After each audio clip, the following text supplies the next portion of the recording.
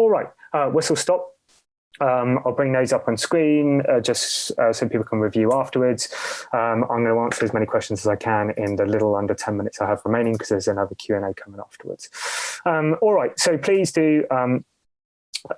is that a Seaton Park running footage? Yes, I think it is. I think it is. The slides will be available afterwards. So the slides and the presentation are all uploaded to Athletics Hub, so will be available afterwards. Now, I'm just reading through. Do you have any suggestions on where to look for guidance on overall running technique, please? So look, running technique is really critical and really important, but it's also highly individual.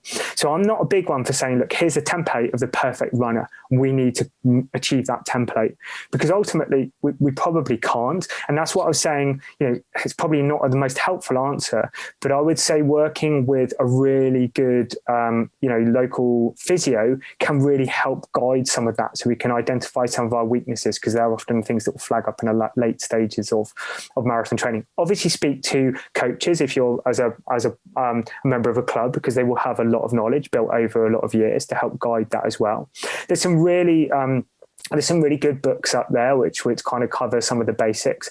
I'll tell you what I will do, James, is I'll try and see if I can get Chris Brammer, who's a really exceptional in this area, to do a webinar. I've just sort of stitched him up. I'm sure it'd be okay to. I'm sure I'll pay him, but he'll be really good on that, because he can kind of guide us there, because that's really his area of expertise. So bear with me. I'll try and kind of factor that into a future webinar. Can you train speed and endurance concurrently during the training cycle? So instead of your structured approach, you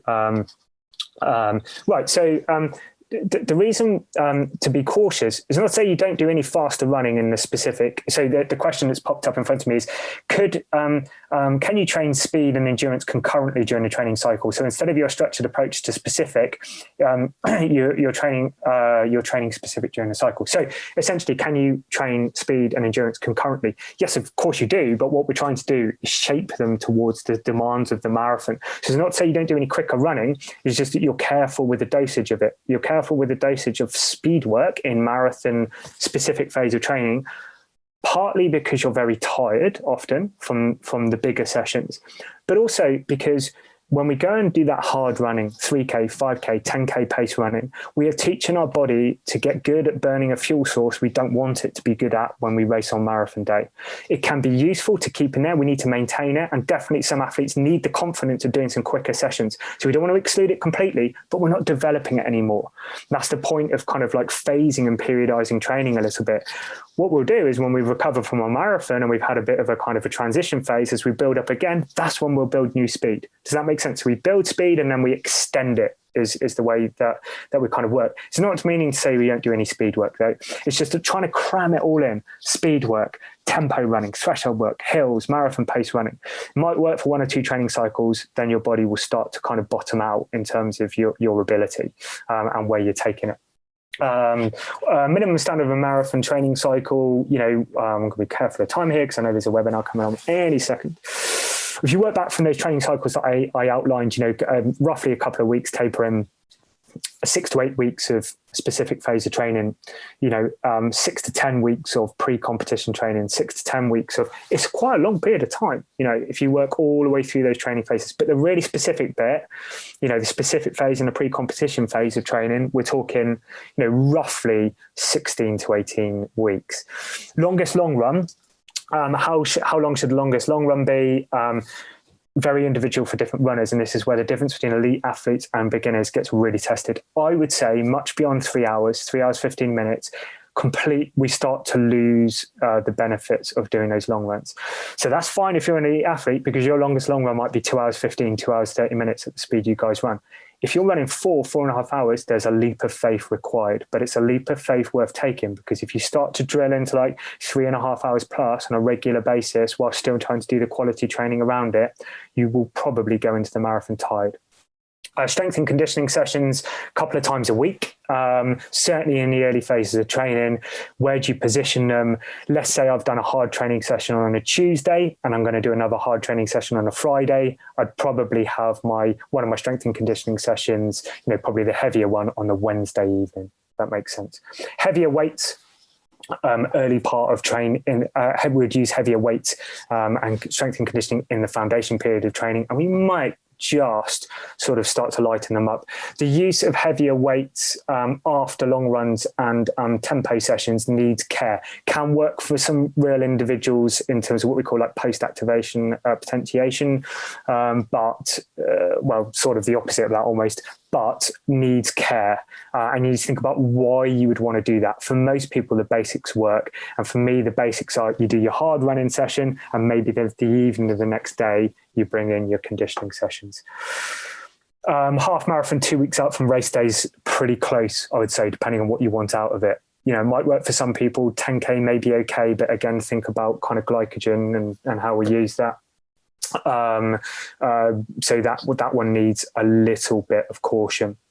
I wouldn't overuse races in that final period of training. Even going, I've had a lot of people over the years go and do a park run the week before a marathon. It can be nice, but you don't need to go and batter out a really hard 5K. Necessarily, it doesn't necessarily tell us a huge amount about how well you are ready for the marathon. So many good questions here that I'm not going to be able to pick up. So what I'm going to do is record these questions that I've got on there. Hanson marathon training plans, really good.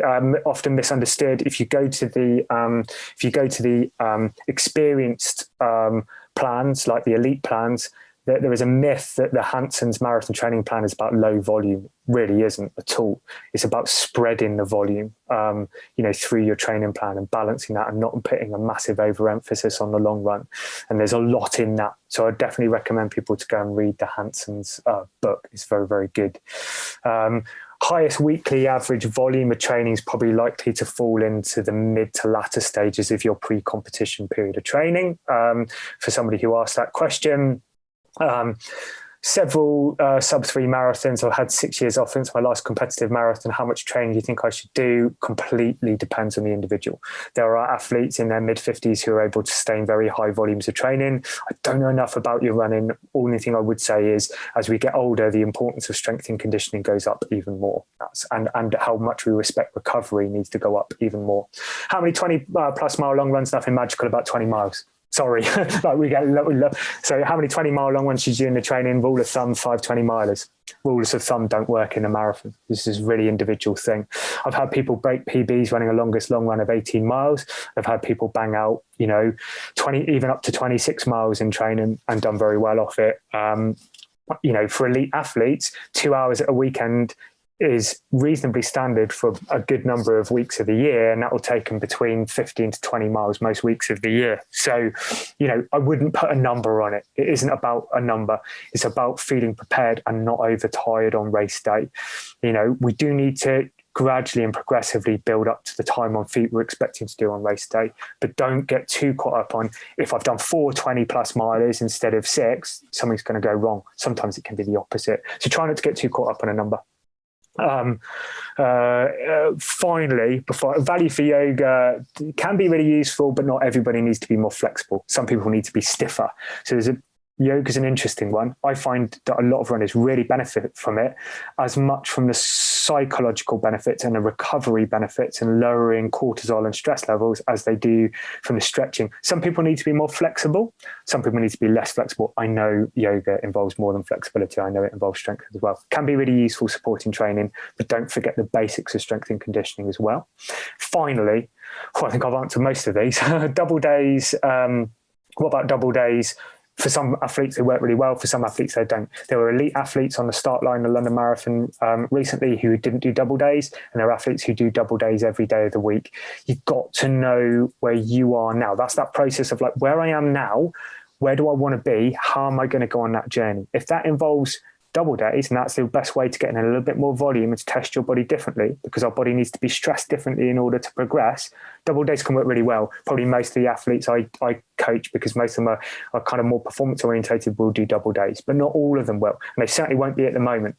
obviously, because frankly, unless they've got a treadmill, I'm not setting them double days because we're not able to train twice a day at the moment. They need to be able to prepare and be comfortable with that. Like I said, life is uncertain. You need to cope with that uncertainty.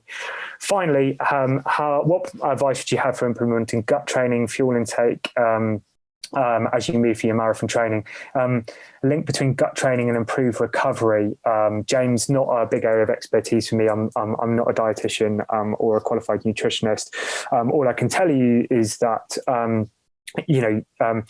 if you don't practice taking on fuel, which is really important to perform well in a marathon, if you don't practice it in your training, you'll probably struggle on race day. So we can get our body used to fueling, whether that's gels, whether it's solid fuels, whether it's drinks, whatever is right for you. And we will do a presentation on nutrition in about 6 weeks time now. Log into that because we'll drill into that in a lot more depth. So sorry, that was a bit of a kind of non-answer to your question. Right. I think I've covered pretty much everything, or as much as I can, before I need to get off to let other people use the Zoom call. There are one or two questions I haven't answered there. Please come back on the 23rd. And last one, because it's on the screen, what constitutes easy running, RPE or heart rate? Depends on the individual. Heart rate, commonly 70% of maximum heart rate or less, but not always. RPE, for me, 2 to 3 out of 10. Pace that you could fully chat and converse at, have a full conversation at. Its relationship to marathon is one you need to be careful of, because it depends on how fast you're running the marathon. For elite marathon runners, your easy pace might be quite a long way away from race pace. If you're a little bit slower, it might be quite close to race pace. So that needs a bit of care. So go with heart rate or RPE, I would say, to guide you on that.